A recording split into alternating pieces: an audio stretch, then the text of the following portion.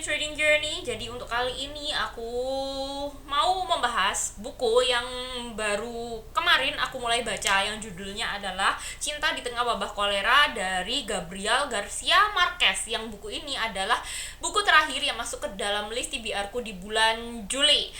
Dan buku ini aku pinjamnya dari Ipusnas BTW, karena memang di perpus Bung Karno itu udah aku cari-cari itu nggak ada. Dan untuk novelnya Gabriel Garcia Marquez sendiri di perpus Bung Karno itu aku nemunya cuma satu yang udah pernah aku bahas sebelumnya, yang judulnya adalah Sang Jenderal dalam Labirinnya, dan itu doang. Untuk buku-buku Gabriel Garcia Marquez lainnya yang sebenarnya lebih terkenal seperti novel yang sedang aku baca sekarang, sama yang judulnya adalah 1000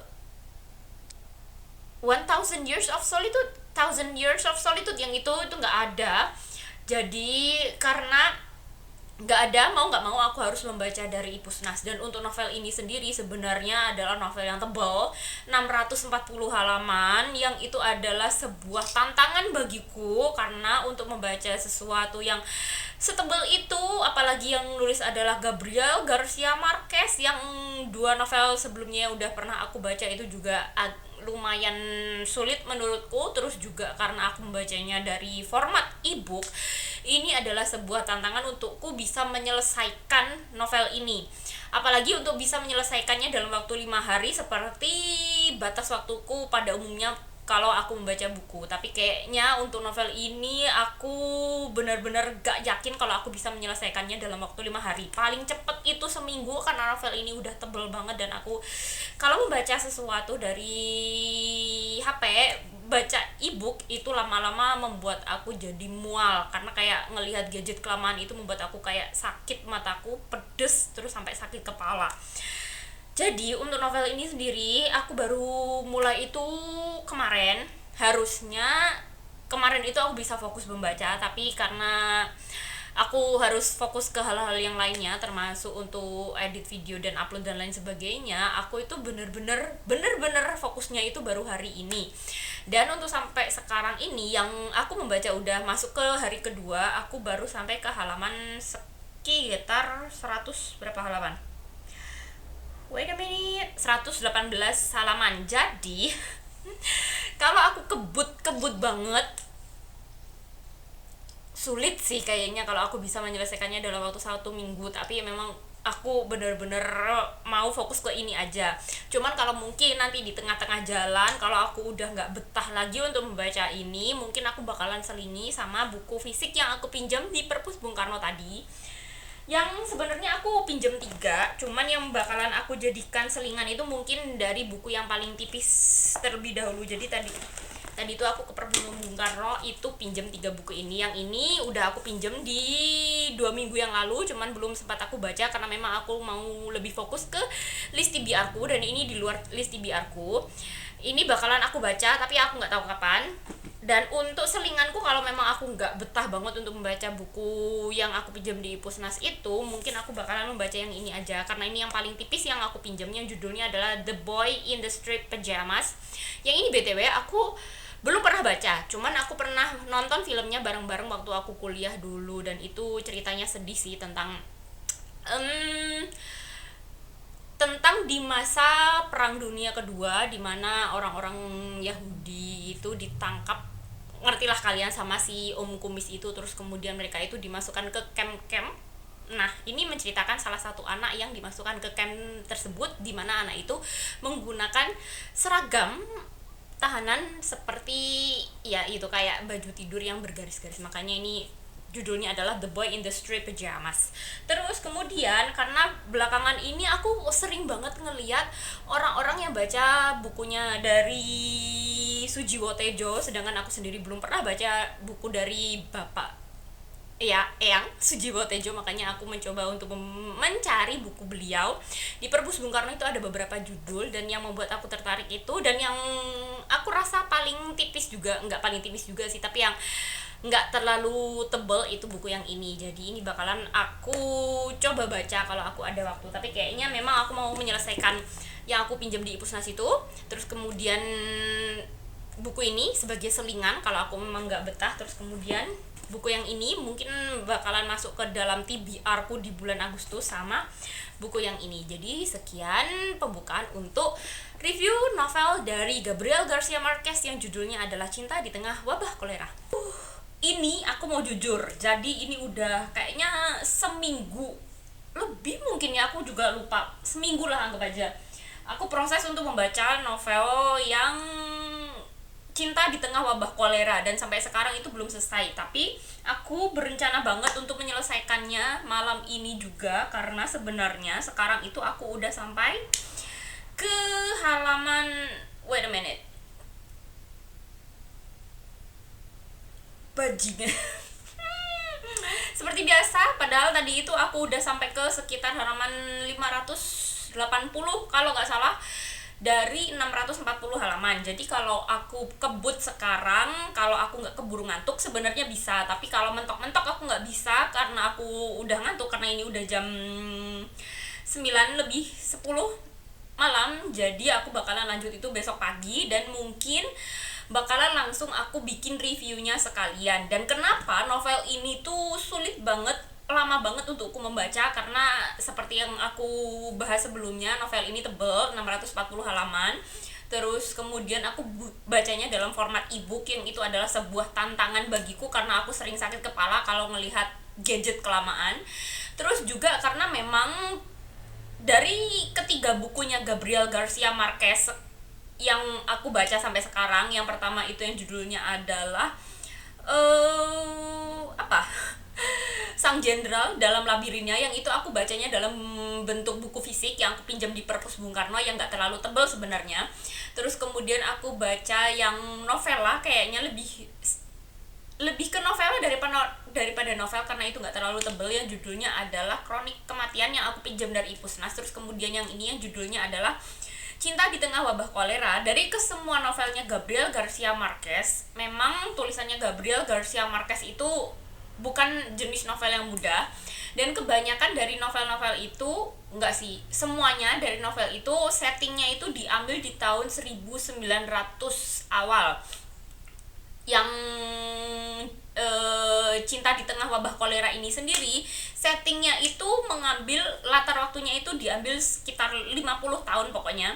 Dalam satu novel itu waktunya itu 50 tahun, diambil sekitar tahun 1800-an akhir sampai ke 1900-an awal, kalau nggak salah 1930, setelah aku googling lagi, karena memang ini menceritakan kisah cinta dari dua orang, terutama dua tokoh utama, yang itu namanya adalah Florentino Ariza, ini laki-laki, sama yang kemudian adalah Fermina Daza atau si perempuannya.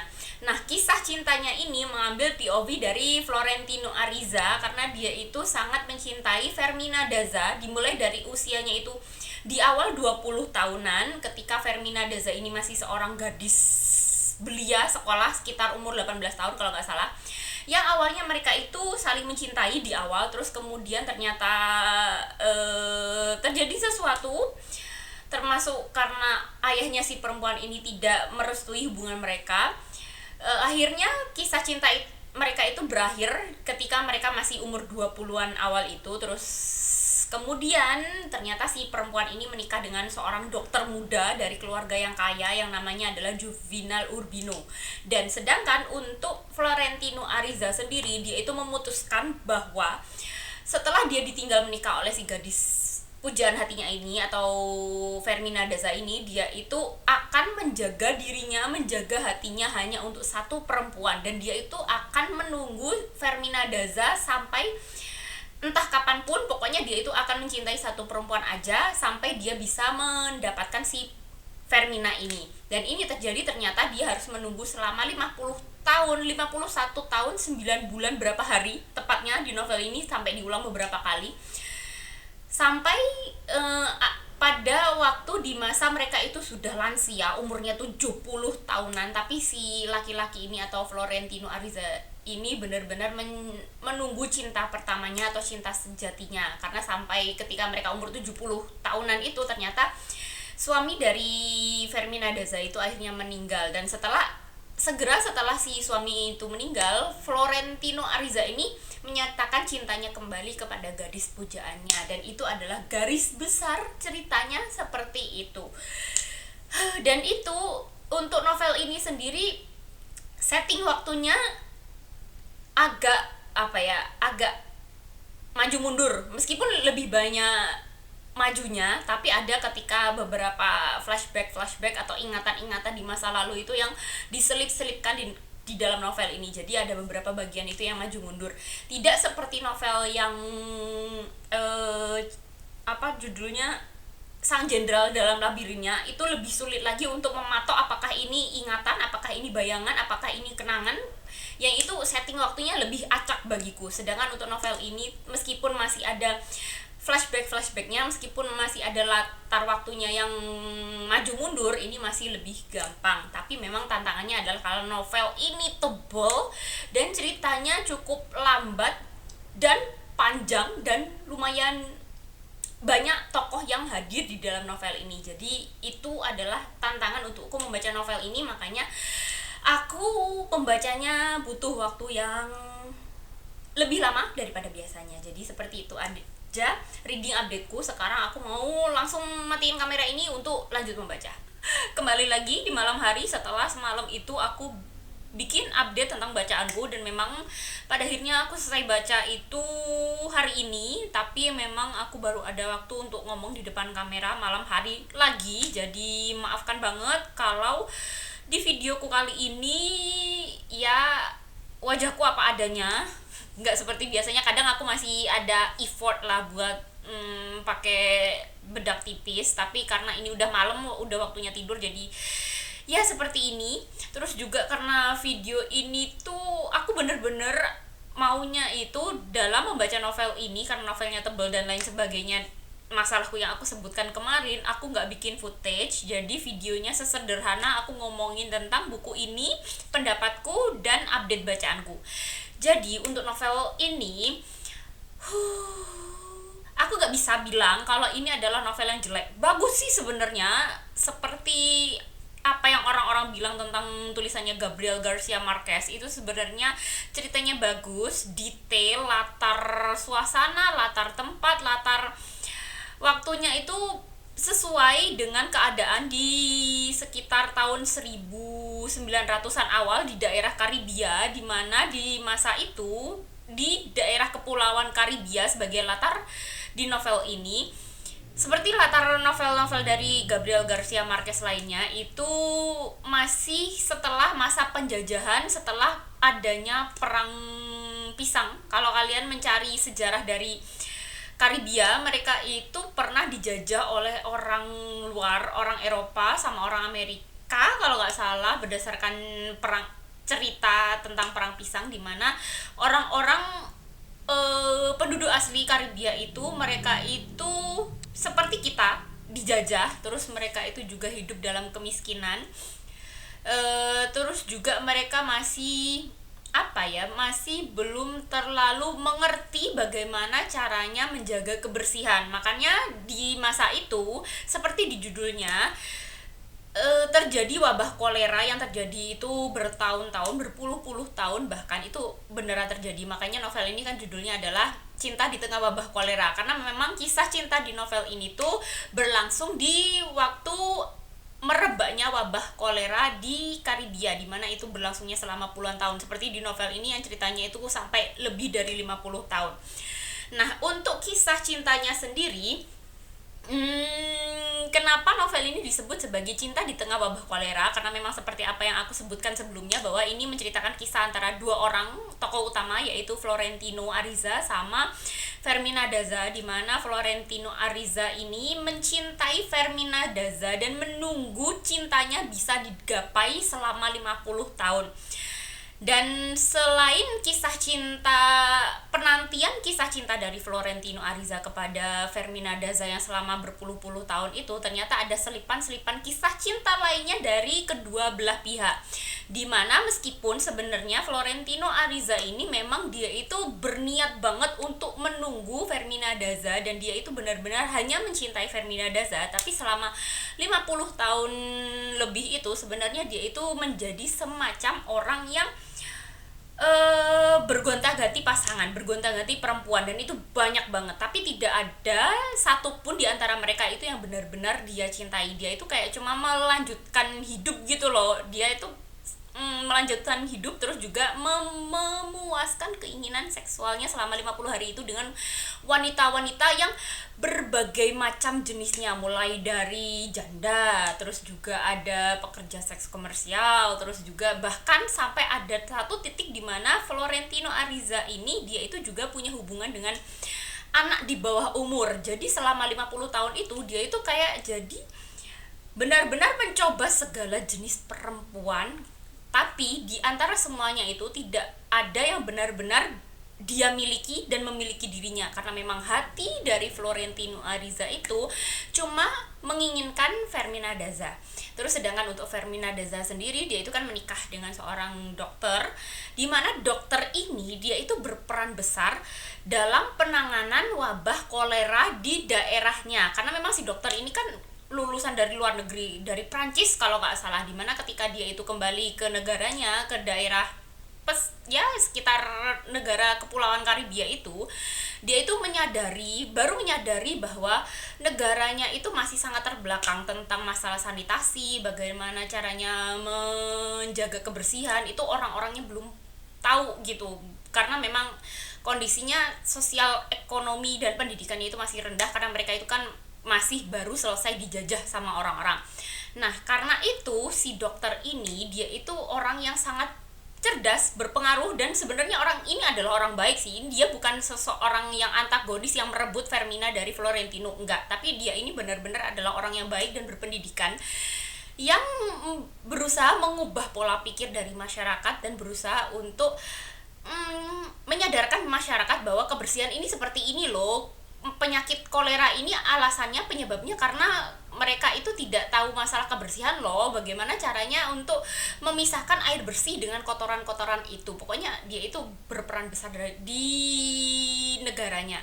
Nah, karena itu Fermina dan si dokter atau Juvenal Urbino ini, mereka itu adalah dianggap sebagai pasangan serasi yang mereka itu sangat dihormati di wilayahnya. Pokoknya benar-benar dihormati, orang-orang yang sangat dianggap sebagai keluarga yang harmonis. Tapi sebenarnya di balik itu, meskipun si suami atau si dokter ini sangat mencintai istrinya dan berusaha untuk memahami istrinya, tapi sebenarnya Fermina sendiri, meskipun dia itu memang secara sadar memilih suaminya ini, meskipun karena alasannya juga karena si ayah ini lebih mendukung dia menikah dengan si orang yang punya duit dan terkenal dan cerdas ini, sebenarnya Fermina ini di dalam hatinya itu juga mempertanyakan apakah kehidupannya ini benar-benar bahagia seperti apa yang orang-orang duga. Iya, dia bahagia, tapi ada semacam ruang kosong di dalam hatinya karena dia masih mempertanyakan apakah ini benar-benar cinta atau karena dia itu hanya menuruti tuntutan sosial. Karena memang sebenarnya Fermina ini kan pada dasarnya dia itu tidak dari kalangan sosial yang sama seperti suaminya yang memang turun-temurun itu dari keluarga yang kaya dan keluarga yang terkenal. Sedangkan Fermina sendiri sebenarnya ayahnya juga orang yang punya uang, tapi dia itu kelas sosialnya itu berbeda. Makanya setelah dia menikah dengan si dokter ini, dia itu seringkali merasa kesulitan untuk menyesuaikan diri dengan kehidupan sosial suaminya, dan itu membuat dia itu sebenarnya selama bertahun-tahun, puluhan tahun itu merasa tertekan karena dia tidak merasa ada di tempat yang seharusnya, karena dia merasa bahwa dia tidak cocok dengan kehidupan itu. Tapi dia itu juga tetap mematuhi suaminya. Setelah membaca novel ini, aku jadi teringat beberapa postingan-postingan di media sosial tentang seseorang yang terutama laki-laki yang mereka itu sebenarnya mencintai perempuan, jatuh cinta kepada perempuan itu hanya satu kali, dan kalaupun dia tidak bisa mendapatkan si perempuan yang dia cintai itu, sebenarnya dia hanya menjalani hidup.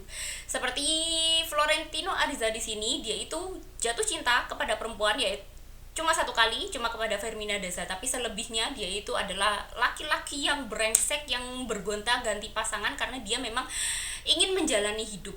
Sebenarnya ada beberapa saat di novel ini Florentino Ariza ini kayak dia itu berusaha untuk mendapatkan cinta yang lain untuk menggantikan Fermina Daza, tapi ternyata dalam beberapa kali petualangannya berpuluh-puluh perempuan itu, sebenarnya ada beberapa yang dia itu bisa merasakan jatuh cinta, tapi ternyata setelah dia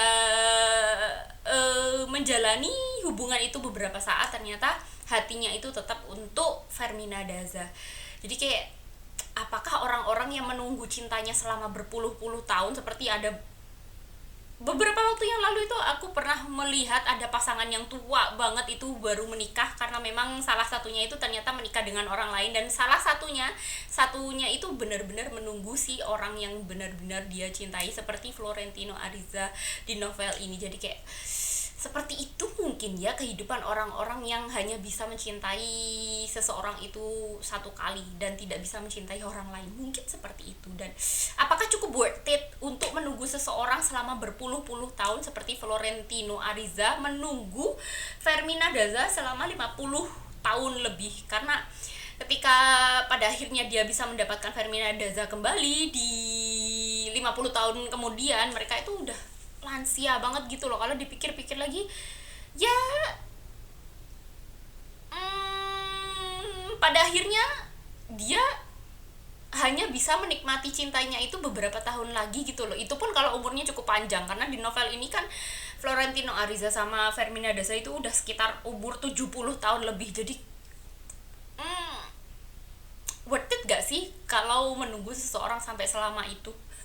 Tapi ya gimana, namanya hati juga gak bisa dipaksa. Jadi ya seperti itu sih novel ini. Jadi seperti itu aja reviewku untuk novel Cinta di Tengah Wabah Kolera. Yang aku membaca novel ini tuh sebenarnya karena terinspirasi dari novel yang sebelumnya yang aku baca, yang dari Andrea Hirata yang judulnya Ayah. Karena memang di novel Andrea Hirata itu, si Sabari itu kan dia mencintai Marlena sejak pertama kali bertemu, dan Sabari ini dia itu benar-benar sabar untuk menunggu kesempatan untuk bisa mendapatkan Marlena, meskipun sebenarnya Marlena ini selama bertahun-tahun itu benar-benar menolak Sabari karena Sabari ini tidak sesuai dengan karakter yang disukai sama Marlena.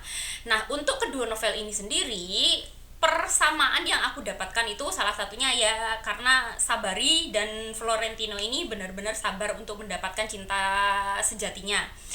Terus persamaan lainnya adalah karena kedua tokoh ini, antara Sabari dan Florentino ini, mereka itu sama-sama suka menulis untuk orang yang mereka cintai. Kalau Sabari, dia itu suka banget menulis puisi-puisi untuk Marlena yang